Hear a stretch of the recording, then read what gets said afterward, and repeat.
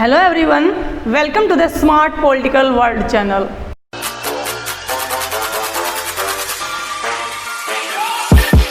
आज की अपनी वीडियो में हम राष्ट्रपति का अध्ययन करेंगे। इससे पहले तक हमने संविधान के भाग 4 क और अनुच्छेद 51 क तक मौलिक कर्तव्यों का अध्ययन किया था। आज हम भाग 5 से स्टार्ट करेंगे, जिसमें संघीय सरकार के बारे में दिया हुआ है तथा इसके प्रथम अध्याय में आर्टिकल 52 से लेकर 78 तक कार्यपालिका का वर्णन किया गया है। तो इस पाठ के अंतर्गत हम सबसे पहले राष्ट्रपति के बारे में अध्ययन करेंगे।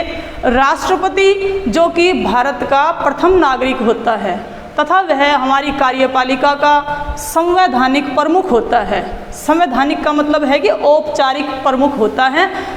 कार्यपालिका के सारे कार्य राष्ट्रपति के नाम पर किए जाते हैं, राष्ट्रपति के द्वारा किए जाते हैं। साथ ही राष्ट्रपति हमारी तीनों सेनाओं जैसे कि जल सेना, थल सेना एवं वायु सेना के भी सर्वोच्च कमांडर होते हैं और वो देश की एकता और अखंडता के प्रतीक भी होते हैं। तो राष्ट्रपति का अध्ययन करने से पहले हमें थोड़ा अपनी सरकार के बारे में भी जानना पड़ेगा, उसके बाद में ही हम राष्ट्रपति के बारे में ठीक से समझ पाएंगे। तो देखिए, सरकारें दो प्रकार की होती है। एक तो होती है अध्यक्षात्मक सरकार और दूसरी होती है संसदीय सरकार। अध्यक्षात्मक सरकार का सबसे अच्छा उदाहरण आप यूएसए को मान सकते हैं तथा संसदीय सरकार का सबसे अच्छा उदाहरण आप ब्रिटेन को मान सकते हैं। भारत में भी संसदीय प्रकार की सरकार पाई जाती है और ये हमने ब्रिटेन से ही प्रेरणा लेकर के अपने संविधान में शामिल किया है। अब हमें समझना होगा कि अध्यक्षात्मक शासन प्रणाली और संसदीय शासन प्रणाली में क्या अंतर है। देखिए, अध्यक्षात्मक शासन प्रणाली जो होती है उसमें विधानपालिका तथा कार्यपालिका इन दोनों के बीच में जो संबंध है वो बिल्कुल नहीं पाया जाता है। यहाँ पर जो राष्ट्रपति होता है वही कार्यपालिका का वास्तविक प्रमुख होता है। सारे कार्य और शक्तियाँ राष्ट्रपति के हाथ में निहित होते हैं तथा वह अपने मंत्रिपरिषद का निर्माण भी अपनी इच्छा से करता है।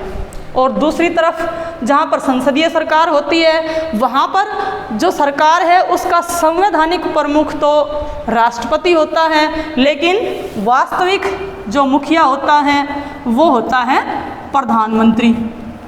और संसदीय शासन प्रणाली में विधानपालिका एवं कार्यपालिका में घनिष्ठ संबंध पाया जाता है, क्योंकि मंत्रिपरिषद का निर्माण जब प्रधानमंत्री करता है तो वह विधानपालिका में से ही करता है।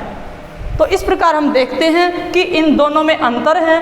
और संसदीय शासन प्रणाली जो हमने ब्रिटेन से अपनाई है वहाँ पर जो सम्राट का पद होता है वो वंशानुगत होता है, लेकिन भारत में जो राष्ट्रपति का पद होता है वो 5 वर्ष के लिए होता है। हर 5 वर्ष के बाद राष्ट्रपति का चुनाव करना पड़ता है। तो इतनी बात समझ लेने के बाद अब हम राष्ट्रपति के बारे में अध्ययन करेंगे। अनुच्छेद 52 से लेकर के और 78 तक यहाँ पर कार्यपालिका का वर्णन है और हम अनुच्छेद 52, 53, 54, 55 से लेकर के 61 तक राष्ट्रपति पद के बारे में अध्ययन करेंगे और आर्टिकल वाइज किस आर्टिकल में क्या दिया गया है इसके बारे में विस्तार से अध्ययन करेंगे। तो सबसे पहले देखते हैं आर्टिकल 52। आर्टिकल 52 में साफ साफ शब्दों में लिखा है कि भारत का एक राष्ट्रपति होगा, अर्थात राष्ट्रपति के पद की व्यवस्था आर्टिकल 52 में की गई है। ये क्वेश्चन कई बार परीक्षाओं में पूछा गया है। ये आर्टिकल पर अधिक ध्यान देने की आवश्यकता नहीं है, क्योंकि अधिकतर जो क्वेश्चंस राष्ट्रपति वाले लेसन से पूछे जाते हैं वो फैक्ट बेस्ड होते हैं, ना कि आर्टिकल बेस्ड होते हैं। लेकिन फिर भी एक बार इन सभी आर्टिकल्स को देखना भी ज़रूरी है, इसलिए मैंने इन सब आर्टिकल्स को यहाँ पर लिख दिया है ताकि आप नोट कर सकें कि किस आर्टिकल में क्या दिया हुआ है, क्योंकि 1-2 बार आर्टिकल्स से भी प्रश्न पूछे गए हैं। आर्टिकल 53 में राष्ट्रपति के कार्य एवं शक्तियों के बारे में दिया गया है। अब यदि हम राष्ट्रपति के कार्य और शक्तियों के बारे में देखेंगे तो हमारा वीडियो बहुत लंबा हो जाएगा, क्योंकि इसमें राष्ट्रपति की कई प्रकार की शक्तियों के बारे में वर्णन किया गया है, जैसे कि उसकी प्रशासनिक शक्तियाँ, वैधानिक शक्तियाँ, आपातकालीन शक्तियाँ तथा उसकी स्व विवेकीय शक्तियाँ भी हैं। तो इस प्रकार से हम नहीं चाहते कि एक ही वीडियो में सारी बात बता करके इस वीडियो को काफ़ी लंबा किया जाए। तो आज हम इस वीडियो में आर्टिकल 53 के बारे में अध्ययन नहीं करेंगे, इसका अध्ययन हम अपनी अगली वीडियो में करेंगे। और तब तक के लिए हम देखते हैं आर्टिकल 54 को। आर्टिकल 54 में क्या दिया गया है, इसमें बताया गया है राष्ट्रपति के निर्वाचक मंडल के बारे में। अब निर्वाचक मंडल किसको कहेंगे, देखिए जो चुनाव की जो पद्धति होती है वो दो प्रकार की होती है। कैसे कैसे होती है, नंबर 1 प्रत्यक्ष चुनाव होते हैं और दूसरे होते हैं अप्रत्यक्ष चुनाव। प्रत्यक्ष चुनाव ऐसे होते हैं जिसमें जनता स्वयं चुनाव में भाग लेती है तथा अपने वोट का प्रयोग करती है तथा अपने पसंद के उम्मीदवार को वोट करती है तथा उसका चुनाव करती है। दूसरी तरफ जो अप्रत्यक्ष चुनाव होते हैं उसमें जनता स्वयं चुनाव में भाग नहीं लेती है, बल्कि जनता के चुने हुए प्रतिनिधि उस चुनाव में भाग लेते हैं और वो अपने क्षेत्र का प्रतिनिधित्व करते हैं। तो राष्ट्रपति का चुनाव किस विधि से होता है, अप्रत्यक्ष विधि से होता है। इसका मतलब है कि राष्ट्रपति के चुनाव में हम और आप भाग नहीं लेते हैं, बल्कि हमने जो प्रतिनिधि चुन करके लोकसभा, राज्यसभा और विधान पालिकाओं में भेजे हैं, उन सब के जो चुने हुए सदस्य हैं वो राष्ट्रपति के चुनाव में भाग लेते हैं। तो ये आप पता चलने के बाद कि राष्ट्रपति के चुनाव किस पद्धति से होती हैं, अप्रत्यक्ष पद्धति से होते हैं। अब हम देखेंगे कि राष्ट्रपति के निर्वाचक मंडल में कौन कौन शामिल होते हैं। तो जैसा कि आपको पता है कि भारत में सरकार के 2 स्तर हैं, एक तो कौन सा है, संघ स्तर है और दूसरा कौन सा है, राज्य स्तर है। तो संघ स्तर पर आपको पता है कि हमारी संसद होती है और संसद में कौन कौन शामिल होते हैं, विधान पालिका, कार्यपालिका तथा राष्ट्रपति, ये तीनों मिलकर के संसद बनाते हैं। अब यहाँ पर संसद में जो 2 इसके सदन हैं, नंबर 1 लोकसभा और नंबर 2 राज्यसभा। तो संसद के सदस्य जिनको कि हम क्या कह सकते हैं, एमपी कह सकते हैं, मेंबर ऑफ पार्लियामेंट, ये दोनों ही सदनों के सदस्य राष्ट्रपति के चुनाव में भाग लेते हैं। लेकिन यहाँ पर एक बात और क्लियर होनी चाहिए कि केवल निर्वाचित सदस्य ही, क्योंकि इनमें सदस्य 2 प्रकार के होते हैं। एक तो निर्वाचित सदस्य होते हैं जिनको कि हम इलेक्टेड मेंबर्स बोल सकते हैं, और दूसरे कैसे होते हैं, नॉमिनेटेड, यानी कि मनोनीत सदस्य होते हैं। तो हमें पता है कि लोकसभा में अधिकतर जो सदस्य संख्या है वो 552 हो सकती है, जिसमें से 550 चुने हुए तथा 2 एंग्लो इंडियंस को राष्ट्रपति को मनोनीत करने का अधिकार होता है। तो हमारी जो लोकसभा है उसमें 2 सदस्य जो है मनोनीत होते हैं, और इस समय हमारी लोकसभा में जो चुने हुए सदस्य हैं उनकी संख्या है 543।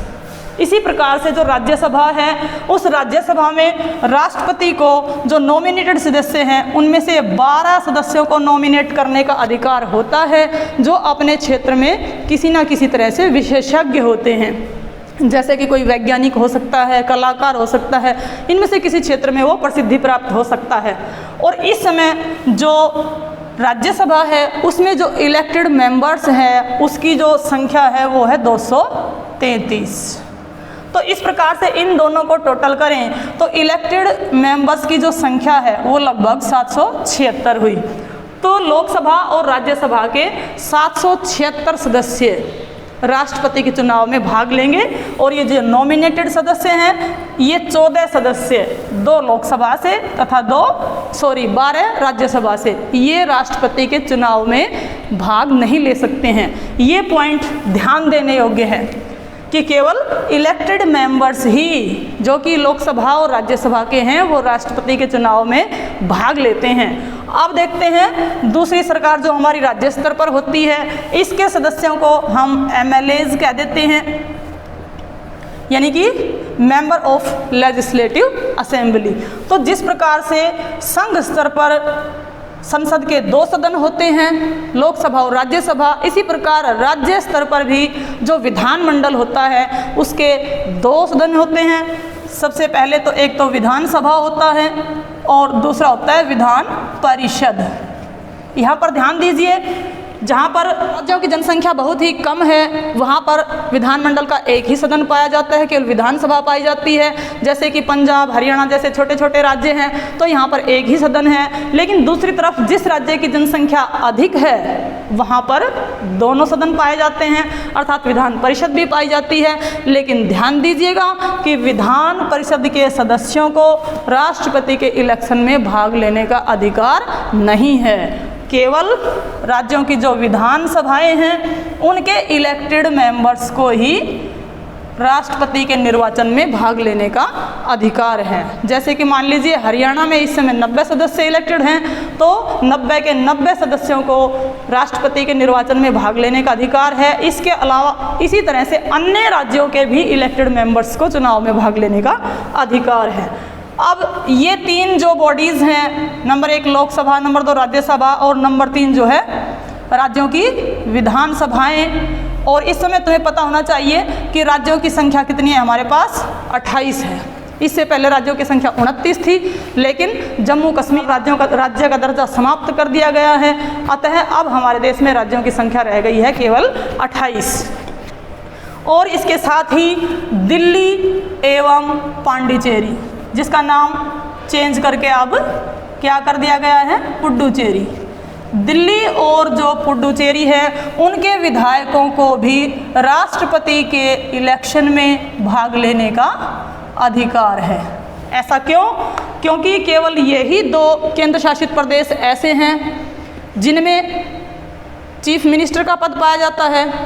बाकी जो अन्य राज्य केंद्र शासित प्रदेश हैं उनमें कहीं पर तो उपराज्यपाल होता है, कहीं पर प्रशासक होता है, वहाँ पर एमएलएज बनाए नहीं जाते हैं। तो केवल दिल्ली और पुडुचेरी में ही एमएलएज बनाए जाते हैं।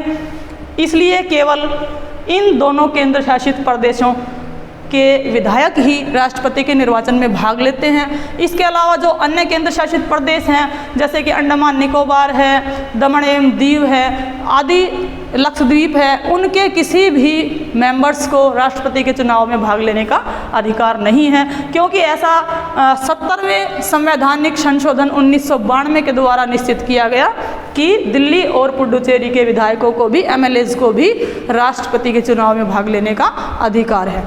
तो हम समझ गए होंगे कि ये 4 बॉडीज़, लोकसभा, राज्यसभा, 28 राज्यों की विधानसभा के इन सब के इलेक्टेड मेंबर्स और दिल्ली एवं पुडुचेरी की जो विधानसभाएं हैं उनके निर्वाचित सदस्यों को राष्ट्रपति के निर्वाचक मंडल में शामिल किया जाता है। तो इतना सब समझ लेने के बाद हम देखेंगे अगले आर्टिकल में। तो आर्टिकल 55 में क्या दिया गया है? आर्टिकल 55 में दिया गया है राष्ट्रपति के चुनाव की पद्धति, कि राष्ट्रपति का जो चुनाव है वो किस पद्धति से होता है। तो कई बार स्टूडेंट्स राष्ट्रपति की चुनाव पद्धति के नाम को पढ़कर ही बड़े निराश हो जाते हैं क्योंकि ये उनको बड़ी जटिल लगती है। इसका नाम है समान आनुपातिक प्रतिनिधित्व प्रणाली पर आधारित एकल हस्तांतरणीय मत पद्धति। तो इसका नाम आपको पढ़ने में बेशक से जटिल लग रहा हो, आप जब वीडियो को 3-4 बार देख लेंगे तो आपको ये सारी बातें समझ में आ जाएगी। आइए देखते हैं राष्ट्रपति की निर्वाचन पद्धति। तो समान आनुपातिक, जैसा कि इसके नाम से ही पता चल रहा है, इसमें संघ को और राज्यों को लगभग समान प्रतिनिधित्व दिया जाता है। तो ये समान प्रतिनिधित्व देने के लिए क्या प्रक्रिया अपनाई गई है कि हमें सबसे पहले वोट वैल्यू निकालनी पड़ती है, मत मूल्य निकालना पड़ता है। तो सबसे पहले हम राज्यों के एक एक विधायक का मत मूल्य निकालेंगे और फिर उन सब का टोटल कर लेंगे। तो देखते हैं कि एक एमएलए का वोट वैल्यू कैसे निकलता है। Vote value of N MLA, MLA का वोट वैल्यू निकालेंगे हम पहले कितने का, 1 का। और वो वोट वैल्यू किस प्रकार से निकलेगा, हम उस राज्य की जनसंख्या को क्या करेंगे, एमएलएज की संख्या से भाग दे देंगे तो वो निकल आएगी एक एमएलए की वोट वैल्यू। अब देखिए, जैसे उदाहरण के लिए मान लीजिए हम हरियाणा के, तो हम हरियाणा का उदाहरण ले लेते हैं। मान लीजिए कि हरियाणा की जो जनसंख्या वो है 1 करोड़, और यहाँ के जो MLAs हैं, विधायकों की संख्या मान लेते हैं हम 10 हैं। ये हम वास्तविक संख्या नहीं लिख रहे हैं, केवल मान लेते हैं आपको समझाने के लिए। अब इस प्रकार से देखें तो ये वोट वैल्यू बहुत अधिक हो जाएगी। फिर हम देखें तो जो हमारे सांसद हैं उनकी संख्या तो 776 ही थी, तो इस तरह से उनका वोट वैल्यू तो बहुत कम हो जाएगा और राज्यों का वोट वैल्यू बहुत ज़्यादा हो जाएगा। तो इसके लिए हम और क्या कर देंगे, इसको 1/1000 से भाग कर देंगे, इसको 1000 से भाग कर देंगे। तो इस प्रकार से एक जो विधायक है उसकी वोट वैल्यू कितनी आ गई, 1000। अब जितने भी विधायक है उसकी संख्या किसको गुणा कर देंगे तो हरियाणा राज्य के पूरे जो वोट वैल्यू है वो निकल आएगी। और इसी प्रकार से जो जितने भी राज्य हैं अर्थात 28 राज्य हैं, 28 राज्यों के अलग अलग से उनके MLAs की वोट वैल्यू निकाल लेंगे और फिर उन सब का टोटल कर देंगे, ऐड कर लेंगे। और इस प्रकार से अब किसका वोट वैल्यू निकालेंगे, अब निकालेंगे what value of an MP। अब हम जो है एक MP का भी वोट वैल्यू निकाल लेंगे। तो MP का वोट वैल्यू निकालने के लिए क्या करना पड़ेगा कि राज्यों का जो टोटल वोट वैल्यू आया है, total vote value of states जितना भी आया है उन सब को हम किससे भाग कर देंगे, टोटल निर्वाचित सांसदों से, निर्वाचित सांसदों की संख्या से क्या कर देंगे, हम इसको भाग कर देंगे। और निर्वाचित सांसदों की संख्या इस समय लगभग कितनी है, 776। इससे भाग कर देंगे तो इससे जो भी उत्तर आएगा हमारा वो क्या आएगा, वो एक MP की वोट वैल्यू आएगी। और फिर हम क्या करेंगे, इन सबको ऐड कर लेंगे, इनके वोटों की फिर हम गिनती करेंगे। इसके साथ ही यहाँ पर एक बात और भी ध्यान देने योग्य है कि इन जो वोट वैल्यू है इसको निकालने का जो वर्ष है, जो आधार वर्ष है जनसंख्या का, वो है 1971। यानी कि अब तो जनसंख्या बहुत ज़्यादा है लेकिन हम केवल 1971 के आधार पर जो जनसंख्या है उसी को आधार वर्ष मानते हैं। इसके पीछे एक बड़ी रोचक लॉजिक है, उसको मैं चाहती हूँ कि आप सबको पता होना चाहिए। क्योंकि 1971 में हमारी प्रधानमंत्री श्रीमती इंदिरा गांधी ने एक कार्यक्रम चलाया था देश में, परिवार नियोजन। क्योंकि उस समय देश में संसाधन तो सीमित थे लेकिन जनसंख्या बढ़ती जा रही थी, तो ऐसे में जो विकास की समस्या है वो मुहवाए खड़ी थी। तो ऐसे समय में इंदिरा गांधी ने परिवार नियोजन कार्यक्रम को बढ़ावा दिया। तो इस कार्यक्रम का जो दक्षिण भारत के राज्य हैं जैसे कर्नाटक, केरल, तमिलनाडु, उनके ऊपर तो प्रभाव पड़ा। उन्होंने इस कार्यक्रम को अपने राज्य में लागू किया और वहाँ की जनसंख्या पर थोड़ा सा प्रतिबंध लगा, थोड़ी वहाँ की जनसंख्या रुकी। लेकिन उत्तर भारत के राज्यों पर इसका कोई प्रभाव नहीं पड़ा, जैसे कि उत्तर प्रदेश, बिहार, उड़ीसा इत्यादि राज्यों में जनसंख्या इसी प्रकार से बढ़ती जा रही थी। तब जो है जो दक्षिण भारत के जो राज्य थे उन्होंने प्रोटेस्ट किया कि हमने तो राज्य के हित में कार्य किया था, यानी कि राज्य में जनसंख्या को घटाना आवश्यकता था, इसलिए हमने राज्य के निर्देश को माना और जनसंख्या को घटाया। लेकिन इससे हमें फ़ायदा क्या हुआ, बल्कि उल्टे ही इससे तो हमें नुकसान हुआ, क्योंकि इससे तो हमारा वोट वैल्यू घट जाएगा और राष्ट्रपति के निर्वाचन में जो उत्तरी भारत के राज्य हैं उनकी पसंद का राष्ट्रपति बनेगा। तब जो है हमारी सरकार ने इस बात का उत्तर दिया था कि बेशक से जनसंख्या बढ़ती रहे, किसी भी राज्य की कितनी भी जनसंख्या बढ़ती रहे, लेकिन जो वोट वैल्यू निकलेगी उसका आधार वर्ष 1971 को ही माना जाएगा। तो ये बात आपको यहाँ पर क्लियर हो जानी चाहिए कि क्योंकि ये व्यवस्था हमारे संविधान में 2026 तक की गई है। अब उसके बाद जनगणना 2031 में होगी, तो तब तक हमारे जो इलेक्शन होंगे उसमें वोट वैल्यू निकालने के लिए आधार वर्ष किसको माना जाएगा, 1971 को माना जाएगा। तो ये जब आपको वोट वैल्यू निकालने की बात आपको समझ में आ गई होगी, तब आप देखते हैं कि ये एकल हस्तांतरणीय मत पद्धति यानी कि सिंगल ट्रांसफेरेबल वोट सिस्टम, ये क्या है, आइए इसको भी समझते हैं बहुत ही सरल शब्दों में, बहुत ही आसानी से। देखिए, मान लीजिए कि राष्ट्रपति का अब जो है चुनाव हो रहा है और उस चुनाव में मान लीजिए कि 4 सदस्य जो हैं चुनाव लड़ रहे हैं उनमें मान लीजिए कौन कौन हैं, जैसे कि हम उदाहरण ले लेते हैं। वैसे ही पहला उम्मीदवार हमारे पास मान लीजिए मीरा कुमार है, और जो दूसरा उम्मीदवार हैं वे प्रणब दा हैं। हमारे तीसरे उम्मीदवार LK आडवाणी जी हैं,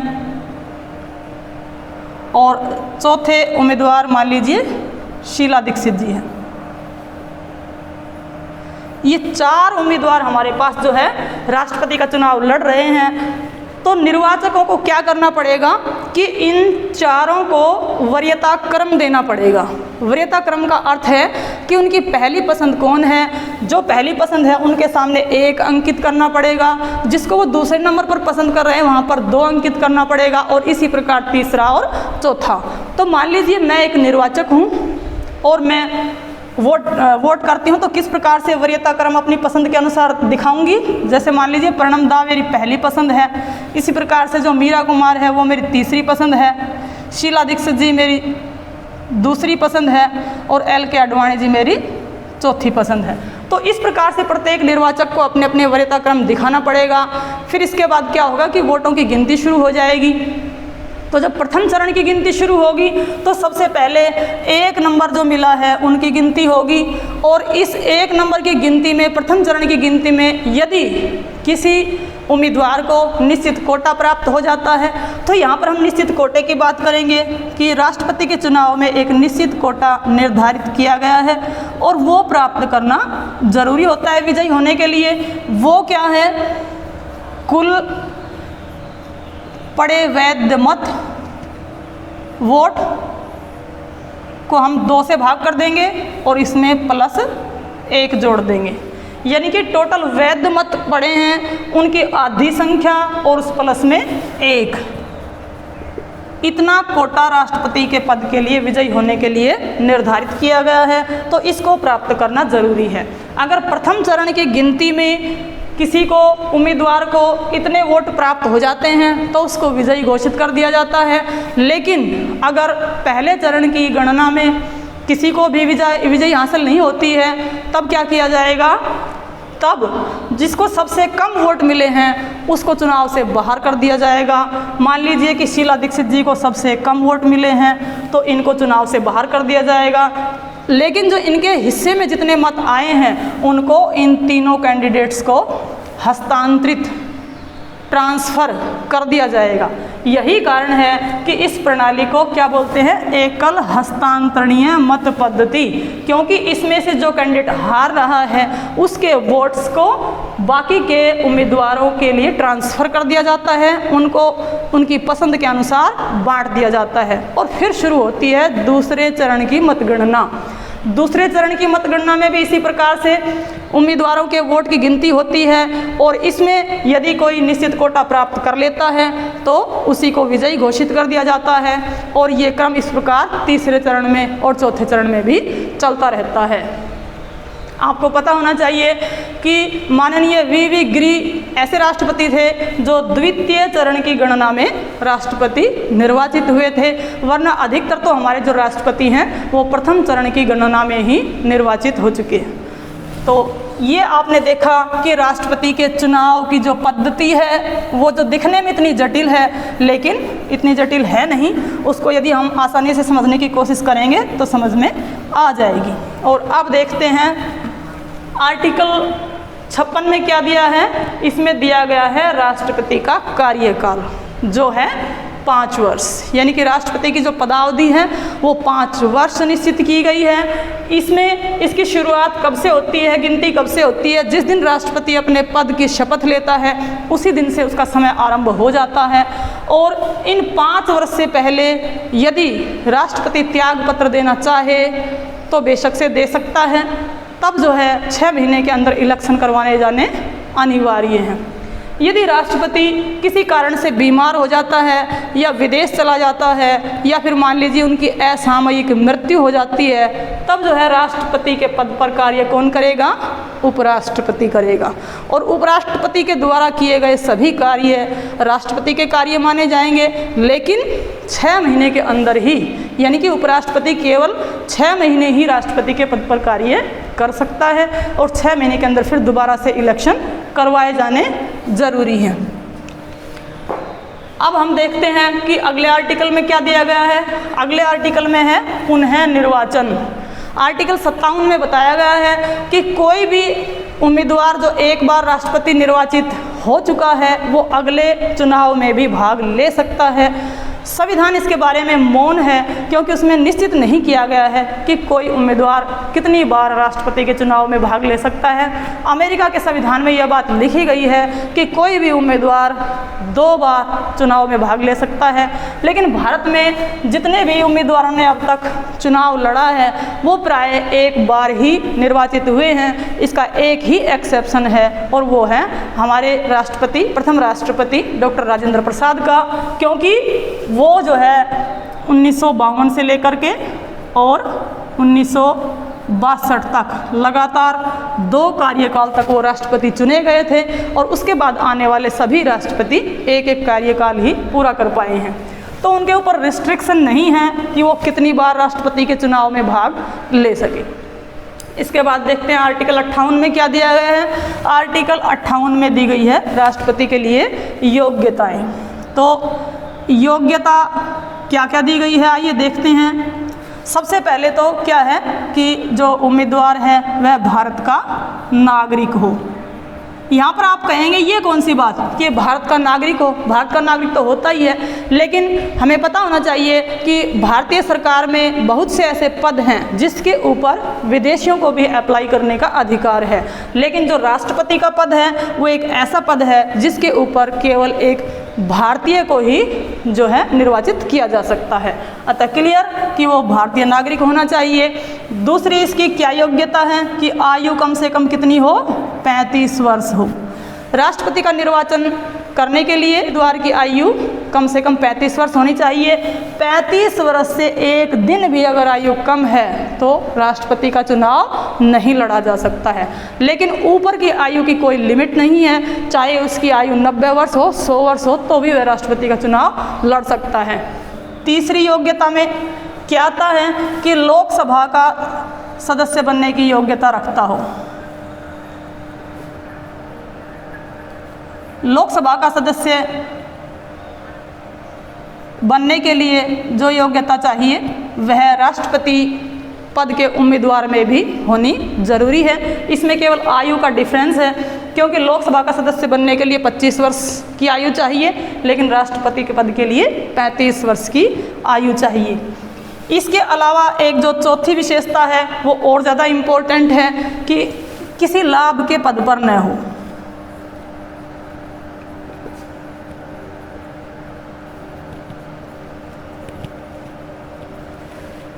चुनाव लड़ते समय उम्मीदवार किसी भी लाभ के पद पर नहीं होना चाहिए। अब आपको समझ में आना चाहिए कि ये लाभ का पद क्या होता है, किस किस पद को हम लाभ का पद मानेंगे। संविधान में इस बात का भी कहीं पर कोई जिक्र नहीं है कि किस पद को लाभ का पद माना जाएगा।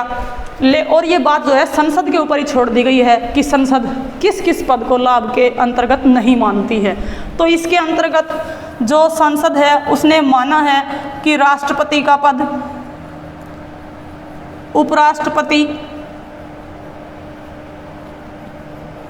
सांसद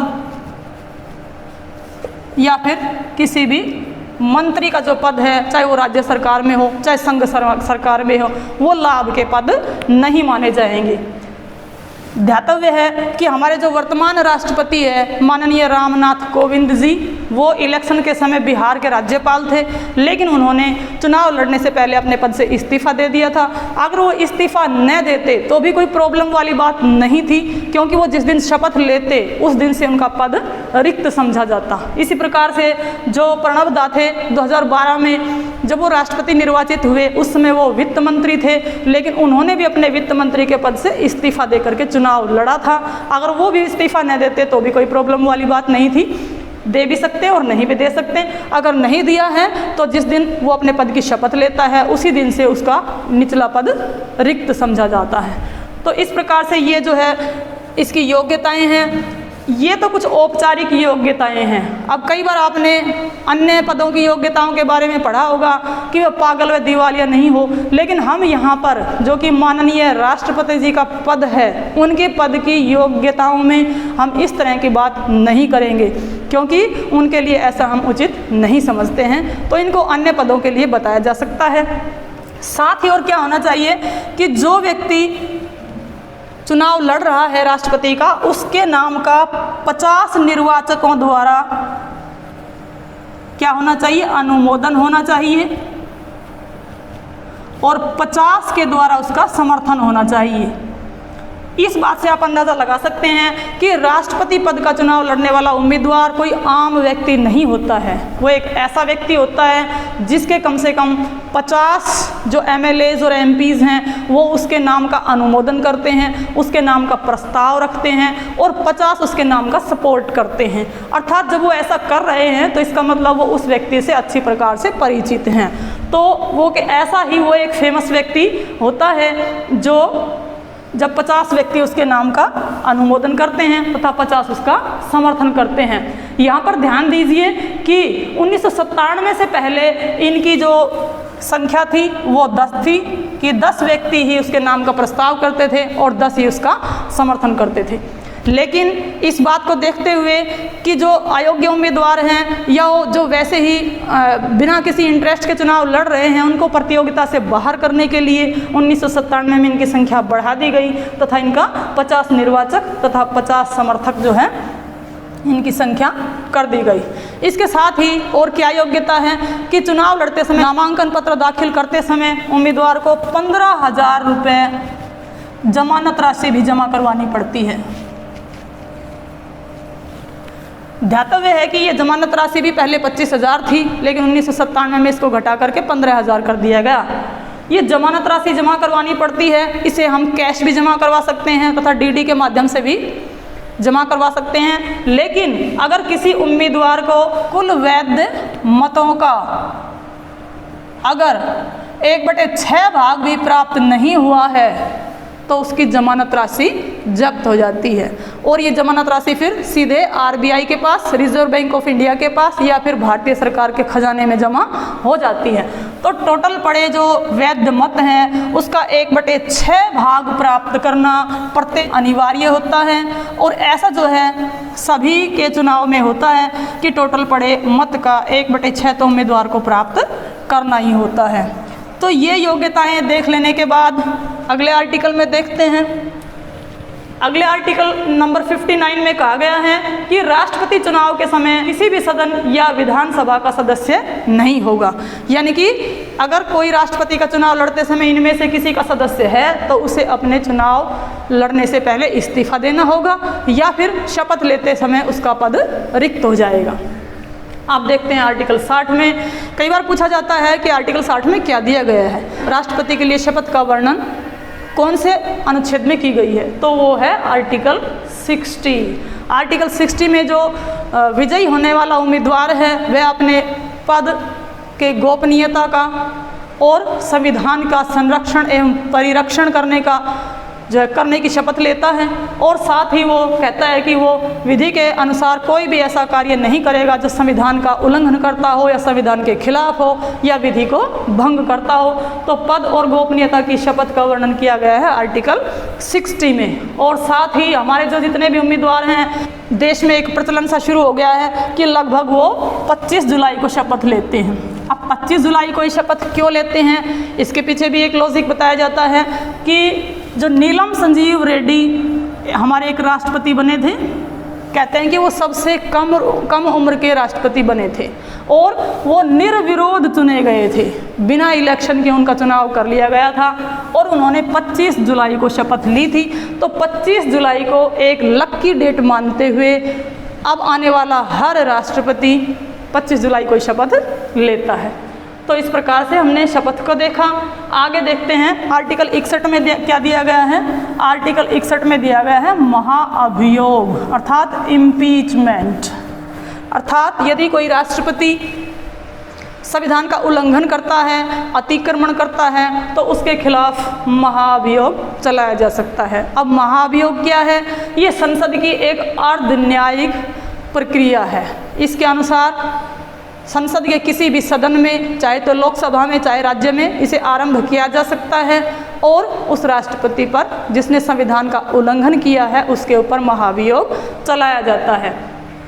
इसमें ध्यान रहे, हमें दो बात और देखनी है इसमें कि जब राष्ट्रपति के चुनाव में तो लोकसभा और राज्यसभा के केवल निर्वाचित सदस्य ही भाग लेते थे, मनोनीत सदस्य भाग नहीं लेते थे, लेकिन राष्ट्रपति के महाअभियोग में मनोनीत सदस्य भी भाग लेते हैं।